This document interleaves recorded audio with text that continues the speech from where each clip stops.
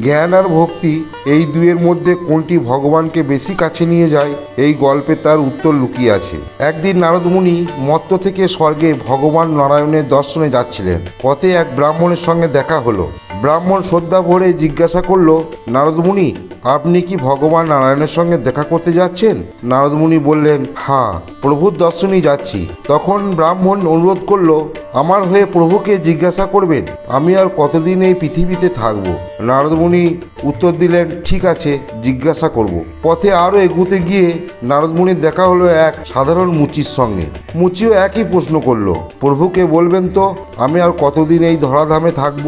নারদ মুনি তাকেও প্রতিশ্রুতি দিলেন। স্বর্গে পৌঁছে নারদ মুনি ভগবানকে দুজনের কথাই জিজ্ঞাসা করলেন। প্রভু নারায়ণ হেসে বললেন, ব্রাহ্মণকে বলে দিও তাকে এখনো অনেক জন্ম এই পৃথিবীতে থাকতে হবে, আর মুচিকে বলো সে এই জন্মেই মুক্তি পেয়ে যাবে এবং আমার চরণ লাভ করবে।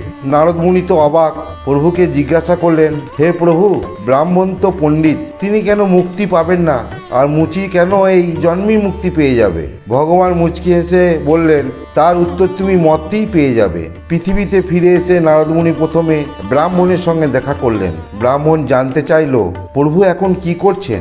নারদ মুনি বললেন, তিনি এক সূচের ছিদ্র দিয়ে হাতিকে ঢোকাচ্ছে এবং বার করছে। ব্রাহ্মণ তৎক্ষণাৎ রেগে গিয়ে বলল, এসব বাজে কথা, হাতি কি করে সূচের ছিদ্র দিয়ে ঢোকে? তুমি নিশ্চয় মিথ্যা বলছো। তারপর নারদ মুনি মুচির কাছে গেলেন।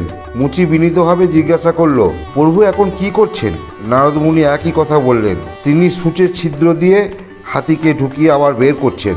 মুচি সঙ্গে সঙ্গে হাত জোর করে বলল, প্রভুর কাছে কিছুই অসম্ভব নয়। যিনি বিরাট মহাবিশ্ব সৃষ্টি করতে পারেন, তার কাছে হাতিকে সূচের ছিদ্র দিয়ে ঢোকানো খুব সহজ ব্যাপার। তখন নারদ মুনি মনে পড়ল প্রভুর কথা। সত্যিকারের ভক্তি আসে বিশ্বাস আর সমর্পণ থেকে, কেবল বইয়ের বিদ্যা বা বাহ্যিক আচরণ থেকে নয়।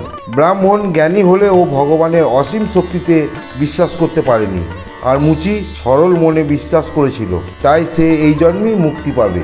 রাধে রাধে বন্ধুরা। আর ভিডিওটি কেমন লাগলো কমেন্ট করে জানিও, আর যদি ভালো লেগে থাকে তাহলে লাইক করবেন, শেয়ার করবেন এবং সাবস্ক্রাইব করতে ভুলবেন না। রাধে রাধে।